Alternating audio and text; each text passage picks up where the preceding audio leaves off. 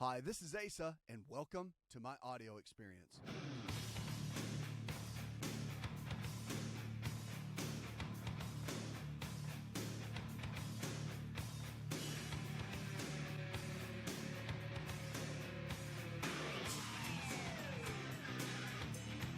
What are you struggling with? Well, whatever it is, diabetes, heart disease, arthritis, fibromyalgia, whatever it is, great or small, know this, that the body can change. That means if you can change, make some right decisions in your life about your health, and maybe take some new little steps that you've never taken before, you'll look back months from now and you can see a huge harvest that will change in your life. And that's what's great about our health, is that just because you've been living a certain way for a certain period of time doesn't mean you have to stay that way. Things can change. Life can change.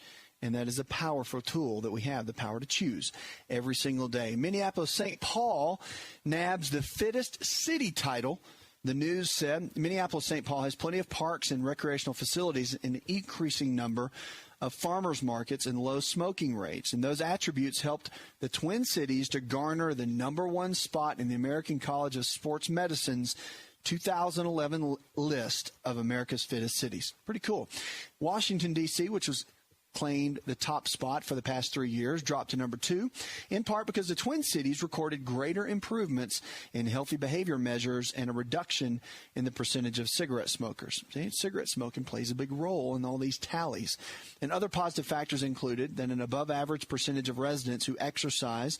When you go to Colorado, which is also always in the top 5 as far as states that are healthy, I think it got named the healthiest state, or it's in the top 5. But yeah, you go there, you do not see a lot of people in certain areas that are out of shape because of the outdoor activity. And people are outdoors and they're active and they're involved in exercise and they're taking care of themselves. Just a healthy culture and a healthy lifestyle. And I'm hoping that sort of thing, that's why I'm so passionate about this radio show, is that message will spread and people will be motivated to take care of themselves so they'll be healthy, to be around for their families and their loved ones, and to be able to do the things that they want to do for as long as they want to do it, so that when you get into your 60s and 70s and 80s, those aren't your rough years. Those are your great years to really enjoy your life and continue enjoying the fruit of all the work you've done for the previous amount of time. So it's interesting when you look at the whole process.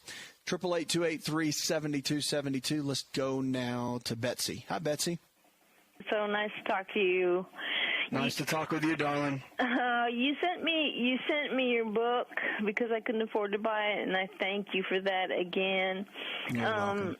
And I've called you a couple of times, and you've given me good advice. And I get good stuff from, you're just repeating the same things, every night. It's just like you have to hear this stuff over and over and over again. Like what you said about caffeine, what it depletes and stuff. But do you have a station in Dallas? In Dallas, I'm not sure. We'll have to check. We are on in Dallas.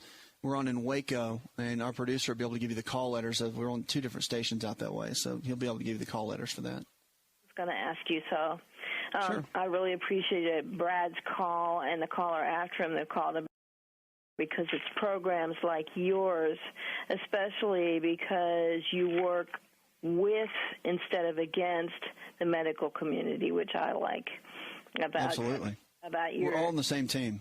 Well, my question is, I'm 61 years old. I'm postmenopausal, I guess you'd say. And last time I called you, I told you, like Brad, that I was on antidepressants and, stuff to sleep and stuff like that, and you recommended exercise, and I mentioned that I had lost my libido, and you recommended primrose oil. And I bought some today, and it's in capsule form, and I'm wondering if it applies to the same rule as the capsule form for fish oil. Are you taking any hormones at all?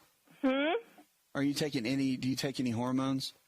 No, I'm trying like estrogen, not to. Progesterone? I don't want to. I have an appointment with my doctor coming up, and I want to talk to her about that, but I also want to take my book, your book, with me. And, I've looked online against, the dangers of HRTs, and I don't want to do them. And so I bought this bottle. The manufacturer is called Now, and it's Super Primrose, which is 1,300 milligrams of evening primrose oil, and it's in a soft gel form. And so it's a stronger form. But I was wondering, I've heard a lot said about the fish oil that it's you don't want to take it in the capsule form because it tends to get rancid, and then you have trans fats. Is that also true for the primrose oil? It is. Well, actually, no, it's not. For primrose oil and GLA, and which is gamma-linoleic acid, and other oils, even flaxseed oil, the gel caps tend to be okay. And with primrose oil, especially, Now's not a bad brand. It's a cheaper brand, but the quality in some of their products are okay. And it's not fantastic, and it's not the best, but it'll do. But yeah, I mean, primrose oil is really good for just overall. They say it can balance hormones. I've seen research for and against that. It's a pretty strong statement. But what it is good for, it's good for just keeping overall fatty acids within the body, and it helps when you're taking fish oil, like an omega-3 fat. They work hand in hand. Now, for estrogen, that sort of thing, black cohosh has been shown to have really good research behind it. And when you combine that with, say, a primrose oil, then it can produce some good benefits as far as keeping estrogens somewhat balanced in the body. Again, the research is pretty bleak on that, but it is known to be good for overall general health. So, I mean, it's not like take the bottle and throw it away or anything like that. So, I mean, it's not a bad choice. And a lot of women take primrose oil from just what I've seen and from a lot of things that I've read, and they do well. So it's if you're asking my thoughts on it, is it good or bad? It's from what I've seen, it should be okay. But when you go to your doctor, I think it's a good time to sit down and say, okay, look, let's hammer it out. Let's get some blood work done. I want to see all my hormones, and even if they say, well, it may cost a little bit out of pocket, we'll do that because it's worth it. See, sometimes they can't get the hormones covered for whatever reason. So you want to be, just push a little bit because they will check all your blood work for you. You just got to figure out a way to do it. And you may have to pay a little extra, but it's worth it because you'll get all the numbers. So, I mean, check your growth hormone levels, HGH, FSH, LH, all three estrogens, progesterone. I'm sure she'll check all your thyroid. If she checks your thyroid, which she should, have her check the TPO antibody, which is thyroid peroxidase, and it will show if there's any potential autoimmune process going on in the body, and that will be a huge indicator and a huge factor for kind of a course of action that she would probably take, and that will give some good, valid information about what's going on. But, yeah, have her check all of that, and I think you'll be in a good position. And of course, there'll be certain supplements you can take, and obviously she'll be able to guide you in some of that. And if she doesn't, there's some really good research out there. We'll do everything we can to help you as well. So stay in touch. Thanks so much, and I hope the book has been a blessing to you. We'll be right back with more Healthy Talk Radio.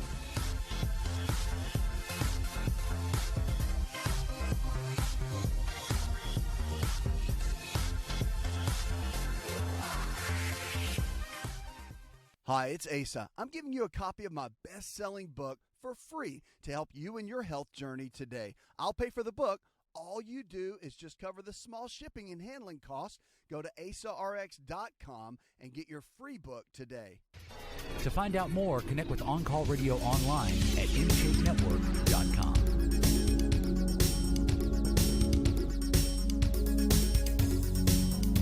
Lines are open, 888-283-7272. That's 888-283-7272. You're listening to the best in Healthy Talk Radio, the show where your health is your greatest wealth. What are you struggling with? We want to talk about it. So you want to talk about your health challenges, you call right now, 888-283-7272. Let's go now to Sue. Hi, Sue. Welcome to the show, darling. Thanks for taking my call, and thank you for allowing God to use you to help us. I have a question about my sister. She's 55 years old, and she started 6 weeks ago with what they thought was a stomach virus, and she was nauseated and had diarrhea for about 2 weeks. She kept getting worse, and they diagnosed her about 3 weeks ago with C. diff, I think they call it, and they treated her for only 7 days, and she kept telling them she was getting worse. But anyway, she's just been in the hospital, and she came out yesterday. Her white count dropped to 1.3. They found out not only did she have that, she has salmonella also. And she's still having diarrhea. Her white count is only up to 2 now, and she's having a lot of stomach discomfort. They sent her home on Cipro, oral Cipro. I'm really, really concerned because it doesn't seem like she's gaining much ground, and I was wondering what's your ideal on this, or what can we do to help her? Well, I mean, so they sent her home with Cipro? Yes, she's on Cipro now. It's antibiotics she's on because they said that one would help wipe out the salmonella. Yeah, that's typically what it will do. But what about, are they saying that they feel like they've got the C. diff? Well, the last 2 cultures didn't show up C. diff this time, but he said that sometimes antibiotics can mask that and cover it up. But she does still have green watery stools is what she has. Okay. I mean, if they have her on the Cipro, that's going to cover for salmonella for sure. So I mean, they've got everything. They're doing everything they can. That's why they're not keeping her there, because if she's somewhat stable, and then all they've got to do is finish killing off the bacteria, and there's no reason for her to sit around. She might as well go home. So you're wondering, is there anything else you can do on top of that? Yes. I know she's going to need probiotics, and I didn't know how soon we could start those because I'm sure after 6 weeks of this, she's totally wiped out. Yeah, I mean, absolutely. She can, technically, when you're taking antibiotics, you can take probiotics as well. That's kind of a standard just because it won't really interfere. It'll just keep replenishing. As far as the Cipro or any antibiotic, it's going to wipe out everything and potentially neutralize the gut. And probiotics, obviously, are just going to keep good bacteria in there. It can only help her digestion and that sort of thing. And it's smart to use probiotics when you're coming off of a round of antibiotics. But, obviously, I would get with her family doc and discuss some of that. But, as far as what she's doing right now, that what they have her on sounds like the standard of care. So, I wouldn't really push. Diet and everything else, building the immune system up, that's, pushing, drinking a lot of water, all the basic things. I would watch her diet. If you're asking my thoughts on it, if it was me, that's what I would do. I'd watch what she's eating, making sure she's eating non-inflammatory foods. The whole thing when you're dealing with a bacterial infection of any kind, to just eat whatever and don't worry about it, I'm not a big fan of that. I think you have to be really careful with the things you eat, obviously bland foods, but even so much getting salt in. So when I say salt, does she have high blood pressure? No. Okay, yeah. Like the broths, like chicken broth and beef broth and that sort of thing, when you're going through recovering, those are really good for just sipping on those throughout the day, along with drinking plenty of water. It helps the electrolytes in the body, and that can help build the body up. So those are some things to consider. And you might want to do some research on that. But, with C. diff, it's about killing the bacteria. But at the same time, you want to keep the body restored as much as possible and eat healthy foods and, just common sense things. There's no silver bullet. I guess if you're asking me for a silver bullet, there's really not one for this. They've given her the silver bullet. They pulled out the big guns to wipe this out. To kind of gain some grounds on this? How long is it going to take to kind of get over this? When did they give her the Cipro? She started Cipro, let's see, today is Tuesday, Saturday, because they had her on vancomycin IV, and they had her on Flagyl for a week. Yeah. Typically, it just depends. How many those antibiotics typically 10 to 14 days. So she's looking at probably a couple of weeks to be completely recovered. That's what's typical. And obviously, as far as that goes, depending on how strong her immune system is and what kind of lifestyle habits she does for the next couple of weeks, that'll play a big role too. So just creating a good, healthy environment for her body to thrive in that would really be my thoughts on it. So, I think that she's had some of the best care she can get. Because what they've done is, again, these are just my thoughts, but it sounds like everything's standard of care right down the line, which they're going to follow everything that's evidence-based anyway. So I would just encourage her, be her cheerleader, and just, make sure she's not eating much fast food, just basics. and do everything she can to keep her body strengthened in the middle of it all. But I'm glad you called for her. I mean, just so you know, there are some natural things that can help. But at this point, with all the antibiotics she's had, it's not going to do it. It wouldn't even be worth looking into, I don't think. Like ionic silver and some of the other, there's some other herbal formulas and all, but it's not even worth talking about, because what she's doing right now, it's the big guns. So she's got everything they've put in her to make it happen. So it's just about letting all of that medicine do its thing, and then her making the right choices every single day to make herself healthy and make better choices and all that sort of thing. So keep me posted, and I'm glad you called for her. I know she would appreciate that as well, and let her know we're thinking about her. All right, Lisa in Bloomingdale, Illinois. She writes, my doctor, this is an email, has diagnosed me with low thyroid function and wants me to put me on Synthroid. That's hypo. Hypo means low thyroidism. What do you think? What do I think? I'm sure your doctor is not an idiot, and they definitely want to do the right thing. That's standard of care, by the way. Remember, that's what you're dealing with. So there are some other options you can look at for low thyroid function with iodine, organic iodine, and other nutritional type of things. There's a book written by Broda Barnes about thyroid function and iodine. You can check that out on Amazon. But it's a really, really good read, and it'll give you a lot of details about what you can do and what alternatives there are when you're dealing with low thyroid function. Did you know that you can listen to the Asa Rx audio experience on Spotify and Pandora? For all the ways to watch and listen, check out our show page at asarx.com/experience.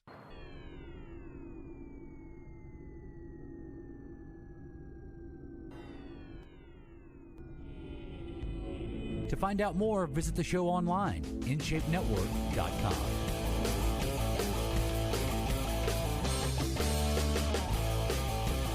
Lines are open, 888-283-7272. That's 888-283-7272. If you haven't signed up for Facebook and Twitter to jump into the world with us, you need to. Also, our weekly email newsletter will be for you there as well. It's absolutely free. We protect all your information, of course. New expert panel says that cell phones might cause brain cancer. This is groundbreaking, isn't it? We always wonder about it. Let's hear what they have to say about it. Well, this expert panel that evaluated cancer risk said that cell phones might possibly cause brain cancer. And the announcement comes from the International Agency for Research on Cancer, or IARC. Like the World Health Organization, the American Cancer Society relies on this organization for the evaluation of cancer risk. After reviewing all the evidence available, the IARC working group classified radio frequency electromagnetic fields as possibly carcinogenic to humans. The panel chairman, Jonathan Semet, MD, who's chair of the preventive medicine at the USC Keck School of Medicine, said in a news teleconference, we reached this conclusion based on a review of human evidence showing increased risk of glioma, which is a malignant type of brain cancer, in association with wireless phone use. In finding cell phones to be possibly carcinogenic, the IARC means that heavy cell phone use might or might not cause a specific form of brain cancer called a glioma. This finding means that research is urgently needed to find out whether cell phones actually cause cancer and how they might do it. The IARC estimates that some 5 billion people worldwide have mobile phones, and a lifetime exposure to the magnetic fields created by phones, particularly when they're held tightly against the head, rapidly is increasing. Children are at particular risk, not only because their skulls are thinner, but because their lifetime exposure to cell phones will be greater than the exposure of current adults. So it's interesting to think about what's going on with that. And it's true. I mean, there's no free lunch. There's no way you can have that much magnetic radioactivity going into a cell phone next to your head all day long like we use them and it not cause some potential damage. There are, and I don't have the name of it because I keep one in my cell phone. Yes, I do. It's called the Shield. And I believe you can go online and get that, but it's called the Shield. I don't know if it's theshield.com or whatever it is, but it's a pretty good device. The research on it is pretty good. It's very thin. It goes behind your battery in your cell phone, and it's a great way to protect against the electromagnetic radiation that comes off of the cell phone itself when it's in use. And it also, remember, there's a slight amount, because it's always feeding from a signal to one of the towers. There's always a slight amount of the magnetic radiation that you're getting from the phone, just carrying it in your pocket or on your side or wherever you carry the phone. So you want to block against that as well. So these little shields that they make is a little magnet device that kind of deflects some of the radioactivity, or the electromagnetic radiation that comes off of that. So it's something to think about. I think they cost like $20 or something like that, $15, $20. They're not much, but they're worth it, and I think they do play a role. I mean, I'm a big magnet fan, so even keeping a magnet on you protects against electromagnetic radiation throughout the day from computers and power lines and everything else. And people think it's going over the top. It's not really when you think about it, because we're surrounded by it. Just put a magnet on you one day. Go get one of those magnets, they get their little bracelets out and all of that. Put one of those on and notice if your energy level doesn't increase by about 40 or 50% in a day's time. You'll be amazed at how that'll make a difference because of everything you're bombarded with every single day. It's pretty interesting how that works. 888-283-7272. Let's go to Paige. Hi, Paige. Hi, how are you? Living well, darling. I was wondering, I have a friend, he's 40 years old, and his right leg between his foot and his calf area, he has brown spots, like varicose veins, but they're brown. Okay. And I was wondering, what do you think is going on, or... So he has brown spots on his legs that look like varicose veins, but they're not. And they're down on the lower part of his leg, is that right? Yes, near his foot area towards the... I think I'm losing you. Yes. Did we lose Paige? Oh, yes. Paige, are you there? Yes. So the brown spots, they're on his lower leg. If you have your radio turned up, you might want to turn it down because it creates some feedback between you and the talking. Hold on a minute, please. Hold on a minute, please. Just turn it off if you could. It'll help the reception. Yes, I shut it off. I just shut it off. Great. So, okay. So he has these brown spots that are almost like varicose veins, and they are on the lower part of his leg. And did they just come up out of nowhere, or has he had them for a while? No, they recently, maybe within a month and a half, he's had this. Okay, and does he have any pre-diagnosed conditions? Like, is he taking medicine for any condition? No medicine at all. He takes herbal supplement. I forget the name of it, for the prostate or whatever that is. I forgot the name of it. Sure. Here's the deal. Usually, if he's just got brown spots that are on his leg, I mean, he needs to go to a doctor and have that checked out, because without seeing it, without seeing blood work, without knowing his total history and all, it could be a host of different things. It could be liver spots. It could be an issue. Sometimes some brown splotching can come up on the lower part of the leg that is in conjunction with diabetes, or even someone that's been in a pre-diabetes stage for some period of time. It could be nothing. It could be something. It could be just random. It could just be pigment changes in his leg. Again, a dermatologist or even a family physician, someone that can really look at that and, through years of experience of seeing different skin conditions, that's going to be his best bet.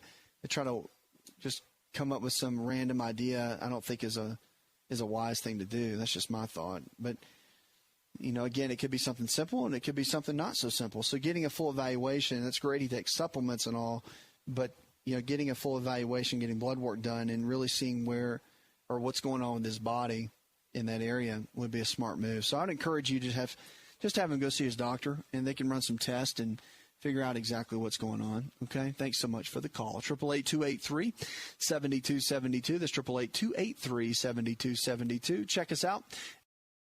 Linda in Jonesboro, Arkansas writes, she says, what do you recommend for psoriasis? Well, it just depends. Psoriasis being a skin condition, remember, skin conditions are what? They're an inside-out thing, not an outside-in thing. So you want to look at it from an inside-out condition, not outside-in, although psoriasis can drive you crazy. It can itch, and the skin just gets splotchy and scaly, and it can be just a big nightmare. Well, a couple of things that we know about skin conditions, psoriasis, dermatitis, eczema, they all kind of fall in the same category. One thing we know about them is that there's usually an omega-3 fatty acid deficiency. The person is usually deficient in that in some capacity. So cod liver oil or a good omega-3 fish oil, always a good thought when you're dealing with a skin condition. Zinc is another one. We lose zinc just through stress, and especially men lose it because of so much that's going on just in stress in life. And we burn up a lot of zinc for testosterone.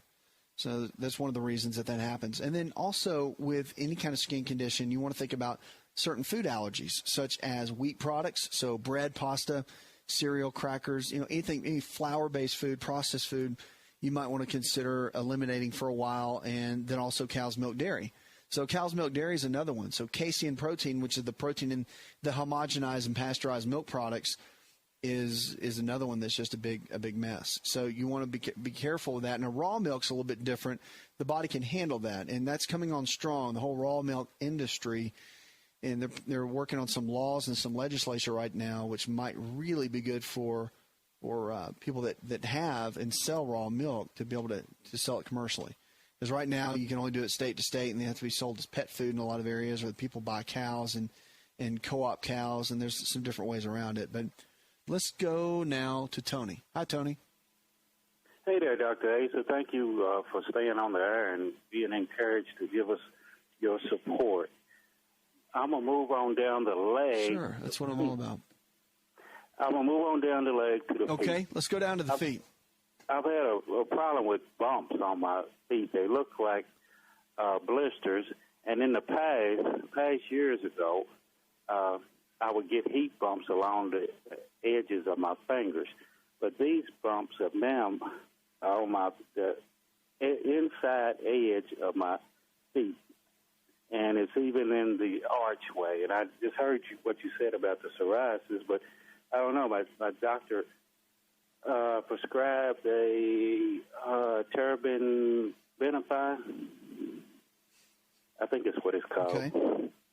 And he said he thought it was just a typical like a infection or something I could have picked up at the gym, and I was treating it with the anti-fungal stuff. But my nutritionist recommended some andrographic complex and tea tree salve. But I'm still having it. Now I've changed from wearing dark-colored socks to white socks, and I try to air out my feet as much as possible outside of working, and I'm standing on them, but I still get these little blisters. Yeah, the little blisters, a lot of times, the antifungal creams and whatnot are actually a pretty good way to go. Wormwood and black walnut are pretty good, too. If you've got a fungal infection, which it could be, or it could be bacterial, you'd want to handle that from the inside with some of the herbal components, and then from the outside as well. But if you do that natural for about 10 days and it doesn't knock it out, you might want to look into some of the medical side of things, because there's some couple of medicines out there that can be very beneficial to knock that out in a couple of days. Hi, it's Asa. I'm giving you a copy of my best-selling book for free to help you in your health journey today. I'll pay for the book. All you do is just cover the small shipping and handling costs. Go to asarx.com and get your free book today.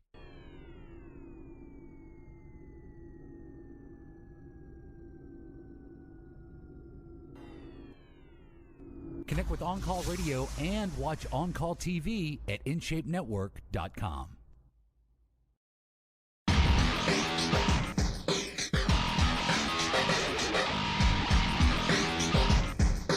Lines are open,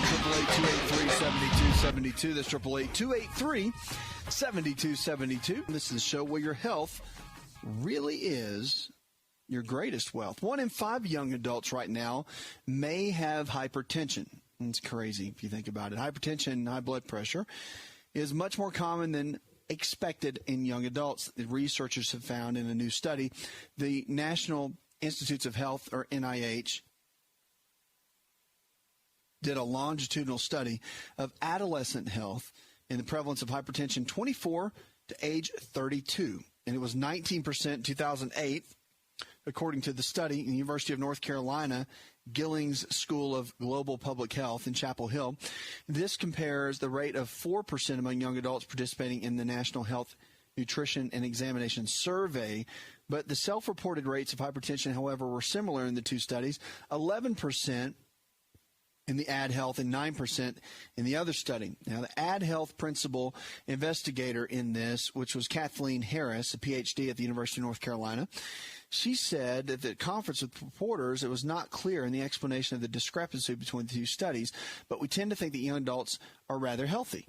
But with a prevalence of 19% with high blood pressure is quite alarming. It's the most they've ever seen. And since they started this study in 1994 and 1995, they have found the rates have gone up considerably. So we're definitely in a phase right now, I think, that is just it's a time period where we have to, and we're seeing it more, but we have to, as a people, really come together and say, what is really going on? Because our genetics, if you think about it, if you have common sense, I mean, here's the deal.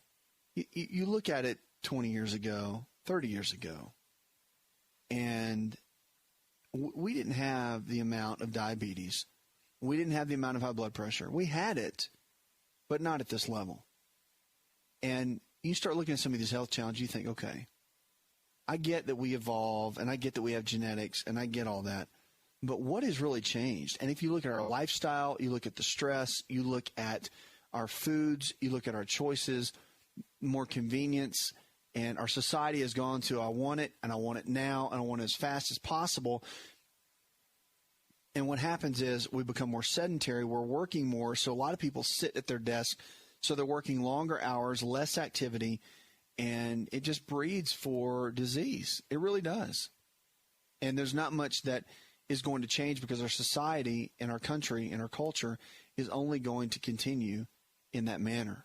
And it's only going to continue going in that way. So we have to come up with something different. We have to come up with a different game plan to move forward. And we have to come up with a place where we rally together for our kids to teach them how to live a healthy lifestyle. We have to teach our young people so that 1 out of 3 right now of our young people have diabetes. Think about that. How about them apples? 1 out of 3 under the age of 11 have been diagnosed with type 2. Type 2 diabetes, really? And so we're not doing anything about it. I mean, we talk about, well, we'll change the school lunches, which is a great initiative. I think that a lot of folks are doing. And I think that, educating is great. But I'll tell you right now, in hospitals, and I can tell you firsthand from being there and working in them, that there's plenty of RDs in there, the registered dietitians, by the way, which are trained and do very well in nutrition. But it's not that they're not trained. It's that the people hardly get to them. Because what happens is you go to the doctor and you get your medicine, and the last thing you want to do is make another visit and go down the hall and meet with a dietitian. So that visit typically does not happen because they meet with the doctor, they get what they need, and they move on. The physician doesn't have time to spend an extra 30 minutes with somebody to talk about nutrition. It's just the system's not set up that way. And that's why we have RDs. And so even a good nutritionist, a lot of times people won't make the time until obviously it gets to the point of not of no return. Because sometimes it's the case, but not always. But I think that we're in a place right now where we have to educate ourselves. And that's why education is so important for our health and for our lifestyle and for what we're doing every single day. And it's important that we make better choices, and it's important that we all come together in that to make a difference, to teach each other, to make better choices ourselves, and then to teach our young people. If we do that, I think we can have a healthier generation. And I believe that one day soon that we will see that. We will have a healthier generation than we've ever seen before. And so that is our goal, and that's my goal, to educate and empower and equip you to learn and to take this information and to do something with it, to empower your life to go to the next level. And you can. You don't have to be stuck. That's the whole thing. You don't have to be stuck where you are. And if you've taken 4 different medications and have 4 different diagnoses that your physicians have given you because your body's broken down to a certain point, it's not the end. It's the beginning. If you want to make the decision, remember, radical changes equal radical results. If you're willing to make changes in your life that you can live well, that you can be better, that you can do better, then it's possible. but you have to make those decisions. No one else can make it for you. Only you can make those decisions to live a healthy life. And if you do, you'll be amazed at what can happen, because what can happen is absolutely powerful. Sally in San Diego, California, she writes, I wake up in the middle of the night with a lot of leg cramping. And my leg jerks. What could that be? It sounds like restless leg syndrome, Sally. So a couple things you can do. I'm always a big fan of going to see your doctor. You know, I sound like a broken record when I say that, but it's true because I think it's important. First, so they can manage other things that have been going on in your life and put all the pieces of the puzzle together, because I don't know all that. I haven't seen but an email. But I can tell you that with that sort of thing, typically it is a mineral deficiency that causes that, magnesium being the top mineral, but a good multi-mineral is something that you might want to do some research on and how that affects the different types of issues when you're dealing with things like restless legs. So, I mean, it's always a mineral deficiency that is a key, but again, medicine might need to be involved in something like that. Hope that helps. That's another hour in the charts. I'd like to thank our producer, Jay Patrick. Go tell one person something you learned on this show, and together we can change the health of our friends, our families, and our communities. You're listening to the best in healthy talk radio, where we're diagnosing hope one person at a time. Did you know you could listen to the Asa Rx audio experience on Spotify and Pandora? For all the ways to watch and listen, check out our show page at asarx.com/experience. Hi, it's Asa. I'm giving you a copy of my best-selling book for free to help you in your health journey today. I'll pay for the book. All you do is just cover the small shipping and handling costs. Go to asarx.com and get your free book today. This episode is over, but check episode notes for links to products and services you've heard about on this episode. Thanks for listening and subscribing. Please share the Asa Rx audio experience with others and stay in touch by giving us your comment or review.